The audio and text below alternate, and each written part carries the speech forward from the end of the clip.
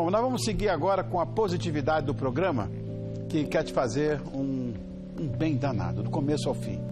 Que tal um encontro com uma profissional que vai propor uma nova forma de encontrar felicidade, bem-estar, realização máxima?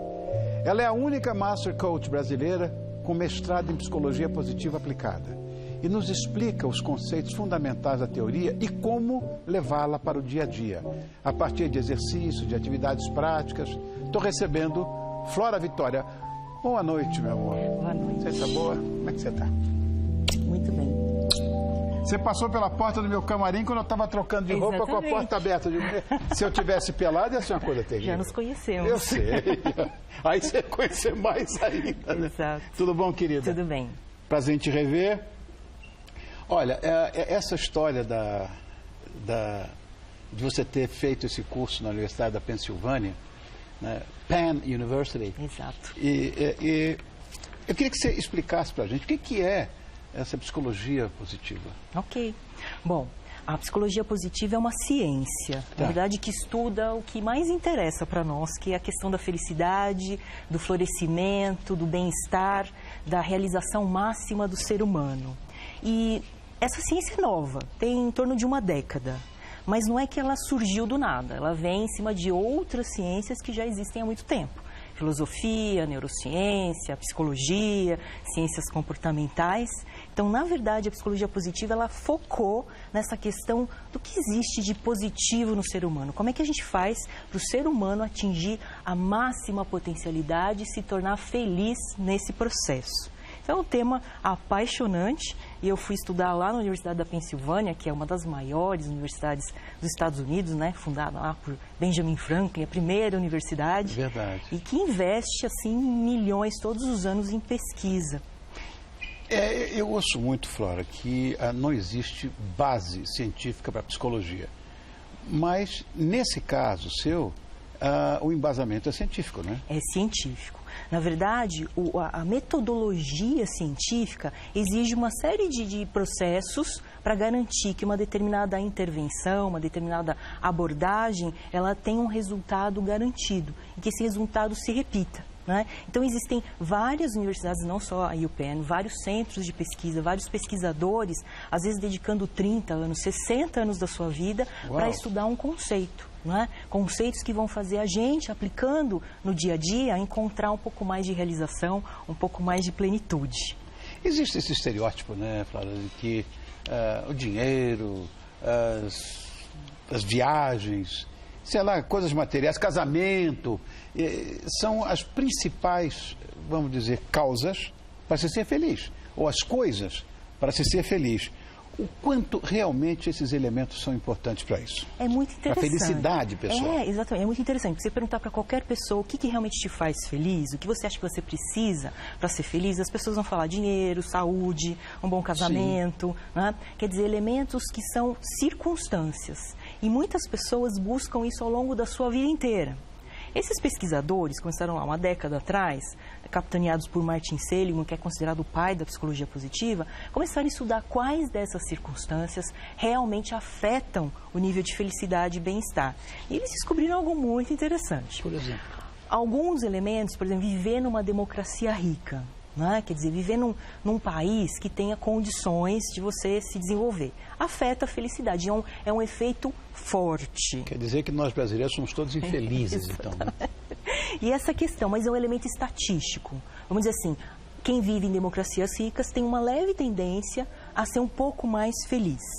Mas elementos como, por exemplo, o dinheiro e a saúde, que parecem tão óbvios para a felicidade, não impactam quase nada. É mesmo? Desde que exista um mínimo. Então, assim, a diferença de uma pessoa que ganha, vamos supor, 300 mil reais no ano, versus alguém que ganha 1 milhão de reais no ano, não tem diferença no impacto da felicidade. Agora, claro, quem ganha menos, eles consideram um número básico para ter dignidade, 60 mil dólares ano, não é? Não consegue ser muito feliz porque não consegue atender as necessidades básicas. Mas acima desse número, se vai ter muito mais dinheiro, não vai afetar a felicidade. O mais interessante, Rony, é o seguinte, que eles pegaram todas essas circunstâncias e somaram e chegaram à seguinte conclusão. Se você tiver tudo de bom, morar numa democracia rica, ter um bom casamento, ganhar um bom salário, uma boa receita, ter amigos, ter uma religião, ter um clima ensolarado, todos os elementos circunstanciais, isso não vai afetar mais do que 18%, entre 15% a 18%. Exatamente. E a gente começa a pensar, ok, se não é isso que traz a felicidade, o que traz? Né? Que é isso que eu ia perguntar para você. Deixa você perguntar. Mas o que realmente traz, né? Eles dizem o seguinte, que existem alguns elementos que são voluntários, são variáveis voluntárias, que é o que vem de dentro para fora, não o que vem de fora para dentro. Então, uma circunstância, como o local que você vive, o país, é uma circunstância externa. Tem pessoas que vivem em democracias ricas que são muito infelizes e tem pessoas que vivem, né, em países muito pobres e são muito mais felizes. Quer dizer, o que realmente vale? Então, um dos elementos principais é a interpretação. Quer dizer, como é que eu interpreto a minha vida? Como é que eu entendo o que para mim é importante ou não para ser feliz? Outra coisa importante é se eu nutro emoções positivas em relação à vida. É algo que sai de dentro para fora. Não é algo que o contexto traz. Então, se eu decido sentir gratidão ou se eu decido sentir indignação, são duas emoções, são dois processos que surgem da nossa interpretação da realidade e do que a gente acredita que é certo ou errado, é justo ou não justo. Então, as emoções também afetam. Além disso, outros elementos, como, por exemplo, entender o sentido da vida e qual é o seu propósito nesse sentido. Quer dizer, o jogo da vida e qual é o seu papel nele. Entender o que você nasceu para fazer o que na vida, para gerar o que nas pessoas. Não é? Então, sim, entender o seu propósito também é um elemento voluntário. Não vem de fora para dentro, vem de dentro para fora. Né? Assim como, por exemplo, usar suas forças de caráter e talentos, como, por exemplo, a coragem, a bravura, a justiça, a cidadania, a liderança, que são forças de caráter. Você utilizá-las no seu dia a dia trazem muito mais felicidade do que, por exemplo, você ganhar na Mega Sena. É bem interessante isso, né? Agora, essa psicologia positiva fala em florescimento humano. O que é isso, Flora? O que é o florescimento? O florescimento, ele vem, essa metáfora da natureza, né? Sim. Da semente florescer. Então, no ser humano, eles utilizaram essa mesma metáfora, dizendo o seguinte, que quando nós estamos num processo de desenvolvimento, de crescimento, de expansão e de estado otimizado, quer dizer, que a gente está funcionando bem, nós estamos num processo de florescimento. Uhum. E esse processo de florescimento é o único que traz de verdade a felicidade e a realização. O outro processo, que é o languishing, ou na verdade murchando, é quando você não tem emoções positivas, não tem propósito de vida, não tem metas, não tem relacionamentos positivos, então você começa a encolher, você estagna na vida e isso não traz felicidade. Então, o florescimento humano é quase que um sinônimo de felicidade. Para você ser feliz, você tem que florescer. E isso vem lá dos grandes filósofos, lá desde Aristóteles, dizendo que você só é feliz quando você está se desenvolvendo, crescendo como ser humano, evoluindo, na verdade. Né? A própria natureza exige essa evolução para que você tenha satisfação, para que você se sinta feliz. Então, o florescimento é quase que um sinônimo para a felicidade. Tá, e como é que eu posso trazer a psicologia positiva para o meu dia a dia, para o meu cotidiano? Tá. Bom, uma das principais teorias do florescimento é uma teoria que Martin Seligman intitulou de teoria do florescimento e é baseado num acrônimo chamado PERMA, de permanente. E ele traz 5 pilares fundamentais. O P de Positive Emotions, ou emoções positivas, que, por exemplo, para você ser mais feliz, você tem que desenvolver essas emoções positivas. Por exemplo, a gratidão. A gratidão, pessoas que são gratas se recuperam de doenças muito mais rapidamente. Pessoas que são gratas, elas conseguem criar mais, portanto, elas evoluem mais rapidamente na carreira. Então, esse é um dos elementos, emoções positivas. O segundo elemento, que é engajamento, o uso das forças de caráter, é o seguinte: se você descobre quais são seus talentos, suas paixões e utiliza no seu dia a dia, no seu trabalho, com a sua família, você também vai ser mais feliz, que é o segundo pilar. Descobrir suas forças, seus talentos e utilizar. O terceiro, que é o Rzinho, é de relacionamentos. Ter relacionamentos positivos também é comprovado que traz felicidade. Somos seres sociáveis e a gente precisa de pessoas que a gente possa contar. É fato. Que possam contar conosco. É fato. Né? Isso acho que é um dos elementos que são mais óbvios, né? Mas extremamente importante. O M de meaning, que a gente pode traduzir por significado ou missão, propósito, também é um pilar fundamental. Entender o sentido da vida e qual é o meu papel nela.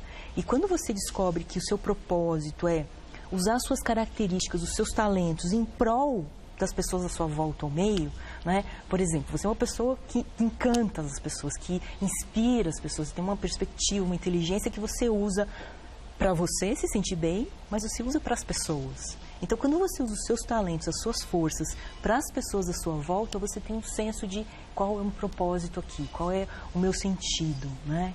Isso as pessoas não encontram, né? Interessante isso. No Semeando Felicidade, que é seu livro, a capa está aí, criançada? A capa do livro, Semeando Felicidade? Tá, ali, ó, é esse aí, ó. Semeando Felicidade, você menciona o conceito de hierarquia de necessidades. Não entendi nada.